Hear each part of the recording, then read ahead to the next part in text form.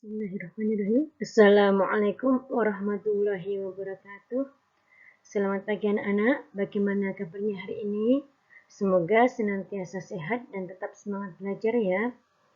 Alhamdulillah, puji syukur senantiasa kita tujukan kepada Allah Subhanahu wa taala yang telah memberikan kenikmatan kepada kita. Baik nikmat iman, nikmat kesehatan ya. Sehingga pada hari ini kita bisa bertemu kembali walaupun secara online ya anak-anak ya, dalam pelajaran pendidikan agama Islam dan budi pekerti kelas 8.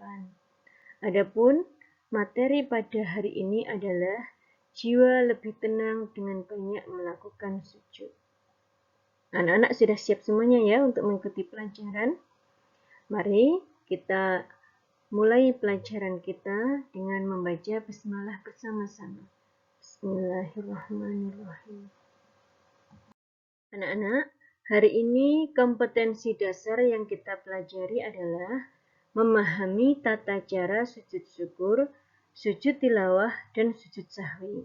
Dengan indikatornya, menjelaskan pengertian sujud sahwi, sujud tilawah, dan sujud syukur, menjelaskan sebab-sebab dilaksanakannya sujud syukur, sujud tilawah, dan sujud sahwi, menjelaskan tata cara sujud syukur, sujud tilawah, dan sujud sahwi, dan menyimpulkan hikmah sujud. Kemudian, KD keterampilan yaitu mempraktikkan sujud syukur, sujud tilawah, dan sujud sahwi. Dengan indikatornya, mempraktikkan sujud syukur, sujud tilawah, dan sujud sahwi. Ini adalah kompetensi dasar pelajaran kita hari ini. Selanjutnya anak-anak, tujuan dari pembelajaran kita hari ini adalah yang pertama, menjelaskan pengertian sujud sahwi, sujud tilawah, dan sujud syukur dengan benar. Kemudian, menjelaskan sebab-sebab dilaksanakannya sujud syukur, sujud tilawah, dan sujud sahwi dengan benar. Yang ketiga, menjelaskan tata cara pelaksanaan sujud syukur, sujud sahwi, dan sujud tilawah dengan benar. Yang keempat, menyimpulkan hikmah melaksanakan sujud dengan benar. Dan yang kelima adalah mampu mempraktikkan macam-macam sujud dengan benar. Ini adalah tujuan dari pembelajaran kita hari ini. Ya anak-anakku semua, sebelum kita memasuki materi ya, silahkan kalian simak video berikut ini ya.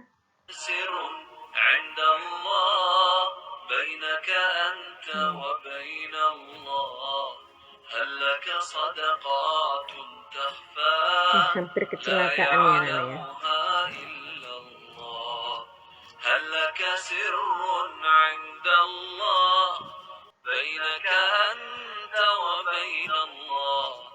هل لك صدقات سر عند الله بينك أنت وبين الله هل لك صدقات تخفى لا يعلمها إلا الله هل لك سر عند الله بينك أنت وبين الله هل لك صدقات تخفى لا يعلمها إلا الله قصص لا تكشف. Ya, apa yang kalian lihat dari video tadi anak-anak? Ya, jadi orang yang selamat dari kecelakaan ya. Ada seorang yang sedang mengendarai mobil, kemudian dia hampir mengalami kecelakaan dengan hampir tertabrak oleh mobil yang lain. Tetapi atas kuasa Allah, beliau selamat dari kecelakaan tersebut. Kemudian ketika keluar dari mobil, bukannya marah-marah ya, marah-marah kepada pengendara yang hampir menabraknya, tapi orang tersebut malah melakukan sujud. Nah ini sujud apa anak-anak namanya? Kenapa kok di jalan raya malah bersujud? Padahal sujud itu kan biasanya ketika di dalam sholat. Nah ini yang akan kita bahas hari ini ya anak-anak ya. Baik ya, kita lanjutkan. Anak-anak, sebelum kita bahas lebih jauh materi jiwa lebih tenang dengan banyak melakukan sujud, kita pahami kembali ya anak-anak ya, tentang sujud itu sendiri. Nah ini ya, orang yang sedang sujud. Sebenarnya sujud itu apa tuh anak-anak? Iya, sujud itu adalah salah satu rukun sholat. Ya, benar sekali ya. Jadi, sujud adalah salah satu rukun sholat di mana dahi, hidung, kedua lutut, kedua tangan, dan kedua jari kaki menempel pada alas sholat. Ini ya. Jadi, ada 8 anggota badan yang menempel pada alas sholat ketika bersujud. Ini adalah posisi sujud yang benar. Bagaimana kalau misalkan kakinya tidak menempel pada alas sujud malah diangkat ke atas? Ini pernah saya melihatnya seperti itu. Lah itu adalah posisi sujud yang tidak benar ya anak-anak ya. Kecuali misalkan kalian ini ada yang kakinya sakit, jempolnya kesleo gitu, kemudian posisinya tidak bisa seperti ini, maka itu diperbolehkan ya atau dimaafkan. Tetapi kalau tidak dalam kondisi sakit dan kakinya tidak ditempelkan atau anggota tubuh yang lain tidak ditempelkan, maka sujudnya tidak sempurna ya, kurang benar. Jadi kalau sekarang sujudnya masih belum benar, ya kadang saya melihat ini posisi kaki ya terutama anak-anak ya, yang belum benar, maka ya setelah tahu diperbaiki ya anak-anak ya, biar sujudnya benar. Kemudian ya, ini anak-anak, sujud ini kepalanya itu kan ada di bawah ya. Jadi posisi sujud itu kepalanya di bawah, sedangkan pantat itu ada di atas. Padahal biasanya kepala itu kan lebih tinggi daripada pantat. Nah, gerakan sujud ini merupakan gerakan yang menunjukkan bentuk kepasrahan ya, ketundukan dan kepatuhan kepada Allah Subhanahu wa taala ya. Benar-benar tunduk ya, bahwasanya merendahkan diri ya kepada Allah Subhanahu wa taala. Dan anak-anak ya, sujud ini dikerjakan pada semua salat ya, kecuali salat jenazah. Kenapa? Karena dalam salat jenazah tidak ada rukuk atau sujudnya ya anak-anak ya, hanya takbir, kemudian membaca bacaan-bacaan tertentu dalam salat jenazah. Nah, ini yang akan kita bahas nanti adalah sujud di luar rukun sholat ya. Jadi selain sujud yang termasuk rukun sholat, ada sujud yang dilakukan di luar rukun sholat, yaitu ada 3 sujud, yaitu sujud syukur, sujud sahwi, dan sujud tilawah. Seperti yang dilakukan oleh orang tadi ya, yang hampir mengalami kecelakaan mobil, kemudian selamat dan dia melakukan sujud. Nah, sujud orang tersebut adalah sujud syukur ini ya anak-anak ya. Kemudian apa tuh pengertian dari sujud-sujud ini? Sujud syukur, sujud sahwi, dan sujud tilawah itu apa tuh? Bagaimana tata caranya? Akan kita bahas setelah ini ya anak-anak ya. Silahkan disimak ya anak-anak. Yang pertama adalah sujud syukur. Apa itu sujud syukur anak-anak? Ya, sujud syukur adalah sujud yang dilakukan sebagai perwujudan terima kasih kepada Allah Subhanahu wa taala yang telah menganugerahkan kenikmatan kepada dirinya, baik keberhasilan, kemurahan rezeki, kemudahan dalam masalah, ataupun karena terhindar dari bahaya, malapetaka atau kesulitan hidup. Jadi sujud syukur itu sujud sebagai ungkapan terima kasih kepada Allah ya anak-anak ya. Seperti orang tadi ya, dia bersujud setelah terhindar dari bahaya, dari malapetaka ya, dari hampir kecelakaan ya, karena selamat maka dia melakukan sujud syukur. Selanjutnya, sujud syukur sangat dianjurkan kepada hamba Allah yang memperoleh nikmat, karena Allah menjamin kepada hambanya yang bersyukur akan ditambah nikmatnya. Dan bagi hambanya yang kufur, diancam dengan azab yang pedih. La in syakartum la azidannakum wa in kafartum inna adzabi lasyadid. Itu ya anak-anak ya. Jadi siapa yang bersyukur, maka akan ditambah nikmatnya oleh Allah. Sedangkan bagi yang kufur, maka sungguh azab Allah sangat pedih. Jumhur ulama berpandangan bahwa sujud syukur ini hukumnya adalah sunnah. Sunnah itu apa anak-anak? Iya, sunnah adalah perkara yang jika dilakukan, dia mendapatkan pahala, tetapi ketika ditinggalkan, dia tidak mendapatkan dosa. Jadi, sujud syukur jika dilakukan maka mendapatkan pahala, jika tidak dilakukan tidak berdosa. Itu ya anak-anak ya. Selanjutnya dalil sujud syukur. Apa dalilnya? Yaitu sebuah hadis yang diriwayatkan oleh Abu Dawud dan Tirmidzi. Bismillahirrahmanirrahim. Annan nabiyya sallallahu alaihi wasallam kana idza atahu amrun yasurruhu aw bussira bihi kharra sajidan syukralillah. Rawahu Abu Dawud wa Tirmidzi. Yang artinya, sesungguhnya Nabi Muhammad sallallahu alaihi wasallam apabila datang kepada beliau suatu hal yang menggembirakan atau kabar menyenangkan, beliau terus bersujud syukur, berterima kasih kepada Allah. Hadis riwayat Abu Dawud dan Tirmidzi. Jadi hadis ini menunjukkan bahwasanya Rasulullah atau Nabi Muhammad SAW ketika mendapatkan kabar gembira atau kabar yang menyenangkan, beliau bersujud syukur ya. Jadi ini adalah dalilnya sehingga kita bisa melakukan sujud syukur ini sesuai dengan contoh yang diberikan oleh Nabi Muhammad SAW.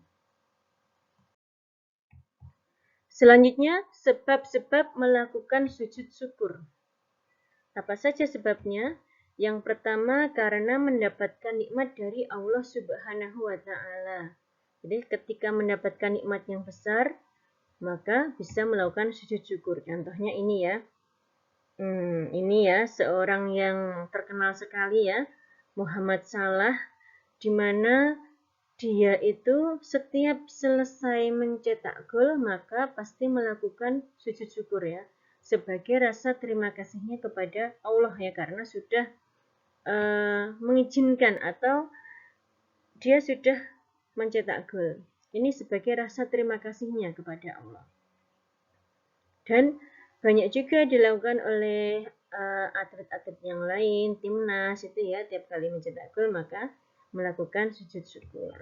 Kemudian ini ada orang yang mendapatkan kabar gembira ya, dia lulus dalam ujian sekolahnya sehingga dia melakukan sujud syukur ya. Jadi ketika kita mendapatkan nikmat dari Allah Subhanahu wa Ta'ala, disunahkan untuk melakukan sujud syukur ya anak-anak ya, agar ini ya sebagai menunjukkan rasa syukur kita kepada Allah Subhanahu wa Ta'ala. Selanjutnya, sebab selanjutnya adalah terhindar dari bahaya atau kesusahan yang besar. Ini juga contoh ya, orang yang bersujud syukur, dia sujud di jalan raya. Kenapa dia sujud di sini?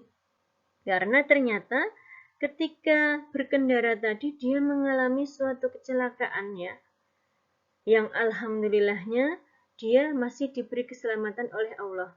Sehingga setelah mengalami kejadian itu, dia bersyukur ya, bersyukur kepada Allah atas nikmat dia masih selamat dari kecelakaan tadi. Nah ini ya anak-anak ya, sebab-sebab melakukan sujud syukur, yaitu karena mendapatkan nikmat dari Allah dan karena terhindar dari bahaya atau kesusahan yang besar. Bisa difahami ya anak-anak ya?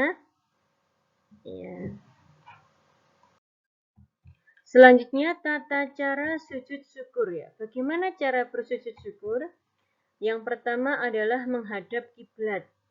Ini kalau kita tahu letak kiblat.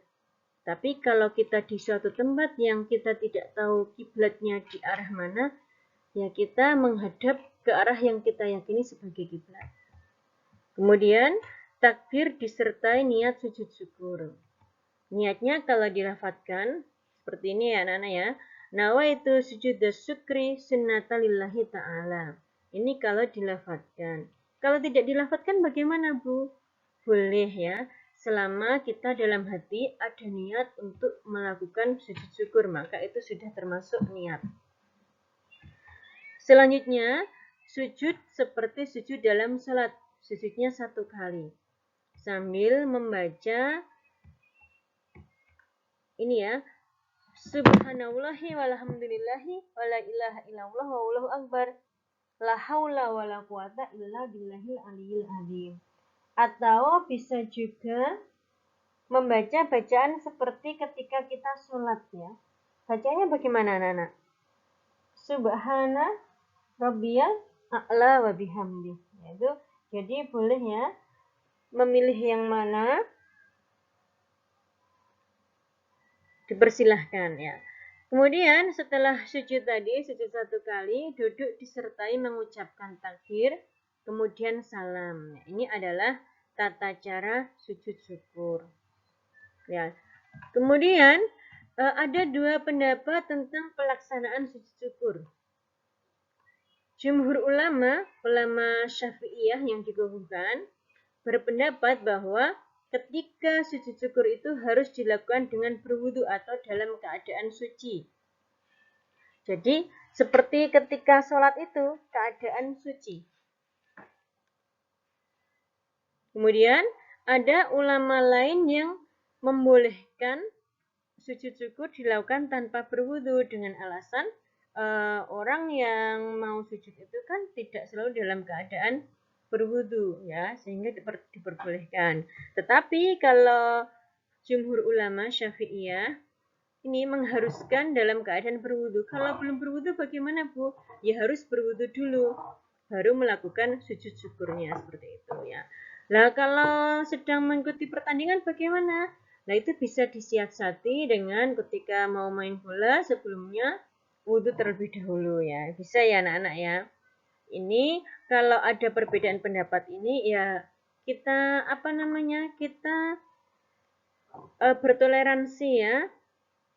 Karena masing-masing ada dasar hukumnya, ada dalilnya ya. Kita jangan jadikan ini sebagai alasan atau sebagai alat untuk saling menjatuhkan ya anak-anak ya. Kita saling bertasamuh, bertoleransi atas perbedaan ya. Selama memang ada dasarnya, seperti itu. Selanjutnya adalah hikmah sujud syukur. Yang pertama, agar terhindar dari sifat sombong dan angkuh.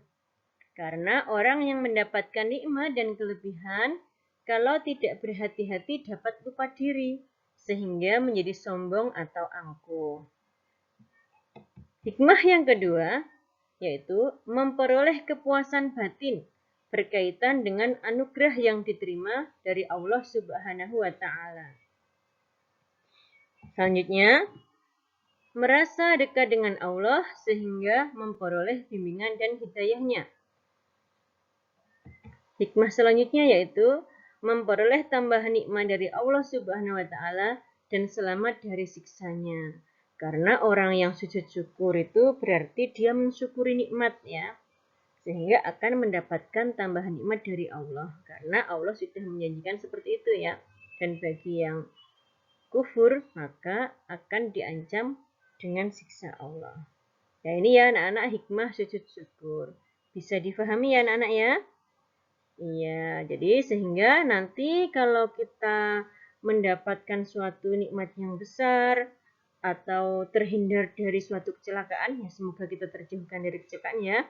Kita lakukan sujud syukur ya anak-anak ya. Tadi sudah tahu tata caranya, nanti bisa dipraktekkan ya anak-anak ya. Iya. Nah, kita lanjutkan materi kita ya anak-anak ya, yaitu sujud sahwi. Apa itu sujud sahwi? Sujud sahwi adalah sujud 2 kali karena lupa atau ragu-ragu dalam mengerjakan salah satu rukun sholat, baik kelebihan atau kekurangan dalam melaksanakannya. Ya, jadi sujud sahwi itu dilakukan karena ada keraguan-raguan ya atau kekurangan dalam sholat. Kemudian sujud sahwi bisa dilakukan dalam sholat atau di luar sholat. Jadi tergantung bagaimana kekurangannya tadi? Apakah dia taunya ketika masih sholat atau setelah selesai sholat? Ini adalah pengertian sujud sahwi ya anak-anak ya. Selanjutnya dalil nakli sujud sahwi atau dasar hukum dilaksanakannya sujud sahwi. Bismillahirrahmanirrahim. An Abi Sa'idil Khudri qala Nabi sallallahu alaihi wasallam, "Idza sakka ahadukum fi salatihi falam yadrikum shalla salasan aw arba'an falyatrahi syakka wal yabni ala mastayqana thumma yasjudu sajdataini qabla ayyusallima." Rawahu Ahmad wa Muslim. Yang artinya dari Abu Sa'id Al-Khudri, Nabi Shallallahu alaihi wasallam bersabda, "Apabila salah seorang di antara kamu ragu dalam sholat, apakah ia sudah mengerjakan 3 atau 4 rakaat, maka hendaklah dihilangkan keraguan itu dan diteruskan sholatnya menurut yang diyakini. Kemudian hendaklah sujud 2 kali sebelum salam." Hadis riwayat Ahmad dan Muslim ya. Jadi ini adalah dasar dilaksanakannya sujud sahwi ini ya anak-anak ya. Jadi sujud 2 kali sebelum salam karena ragu-ragu apakah sudah mengerjakan 3 atau 4 rakaat. Jadi sujud 2 kali sebelum salam itu adalah sujud sahwi. Ya, selanjutnya apa saja penyebab dilaksanakannya sujud sahwi ya? Yang pertama adalah karena lupa melakukan tasyahud awal. Jadi ketika sholat dia lupa melakukan tasyahud awal, maka melakukan sujud sahwi. Yaitu dilakukannya adalah sebelum salam. Yang kedua, karena kelebihan jumlah rakaat. Ketika sholat ada kelebihan jumlah rakaat, maka sujud sahwi dilakukan setelah salam. Selanjutnya, karena ragu-ragu dalam bilangan rakaat, maka mengambil bilangan yang diyakini dan ditambah sujud sahwi sebelum salam. Sebab yang keempat adalah karena kekurangan jumlah rakaat dalam sholat, karena lupa. Ini misalkan seseorang yang sholat, kemudian dia taunya itu setelah sholat, bahwasanya sholatnya tadi kurang rakaatnya. Maka dia melakukan sujud sahwinya setelah salam yang sebelumnya menggenapi kekurangan rakaat sholatnya terlebih dahulu. Ini adalah sebab-sebab dilakukannya sujud sahwi. Kemudian bagaimana tata cara sujud sahwi itu? Yang pertama, tata cara sujud sahwi dalam sholat, yaitu setelah membaca tahiyat akhir, dilanjutkan sujud disertai membaca takbir. Kemudian bangkit disertai takbir, duduk sebentar, lalu takbir dan sujud, kemudian salam. Jadi sujudnya 2 kali ya. Selanjutnya, tata cara sujud sahwi di luar sholat. Yang pertama adalah berdiri menghadap kiblat disertai niat sujud sahwi. Kemudian takbir untuk sujud. Kemudian bangkit dari sujud, duduk sebentar, lalu takbir dan sujud lagi. Kemudian bangkit dari sujud disertai takbir dan salam. Nah, ketika sujud tadi ada bacaan yang dibaca, yaitu Subhana malla yanamu wa la yashu, yang artinya Maha suci Allah dat yang tidak tidur dan tidak lupa. Ini adalah bacaan ketika sujud sahwi. Coba kalian tirukan ya anak-anak ya. Subhana malla yanamu wa la yashu. Ya. Sudah hafal semua ya. Ini mudah sekali karena pendek ya anak-anak ya. Nah, ini adalah tata cara sujud sahwi ya. Semoga bisa difahami ya anak-anak ya. Setelah membahas sujud syukur dan sujud sahwi, maka yang ketiga adalah sujud tilawah. Ya, sujud tilawah. Apa itu sujud tilawah? Tilawah artinya adalah bacaan. Ya, artinya bacaan. Jadi sujud tilawah adalah sujud yang dilakukan karena membaca ayat sajadah. Ayat sajadah itu apa? Ayat sajadah ini adalah ayat yang di dalamnya itu ada cerita tentang orang yang bersujud atau perintah untuk bersujud. Ini adalah ayat sajadah. Di dalam Al-Quran ada 15 ayat sajadah. Kemudian apa dalil naklinya sujud tilawah ini? Ani ibn Umar anan Nabiyya sallallahu alaihi wasallam kana yaqra'u alaina al-Qur'ana fa idza marra bis sajdati qabura wa sajadana ma'ahu. Rawahu Tirmidzi, yang artinya dari Ibnu Umar, sesungguhnya Nabi Muhammad sallallahu alaihi wasallam pernah membaca Al-Qur'an di depan kami. Ketika bacaannya sampai pada ayat sajadah, beliau bertakbir lalu sujud, maka kami pun sujud bersama-sama dengannya. Hadis riwayat At-Tirmidzi. Jadi sujud tilawah ini adalah sujud bacaan ya anak-anak ya, sujud karena membaca Al-Quran. Nah ini ya, ini adalah gambar orang yang bersujud ini. Beliau setelah membaca Al-Quran, ada menemui ayat sajadah, maka beliau bersujud ya, melakukan sujud tilawah. Selanjutnya, bagaimana tata cara sujud tilawah itu?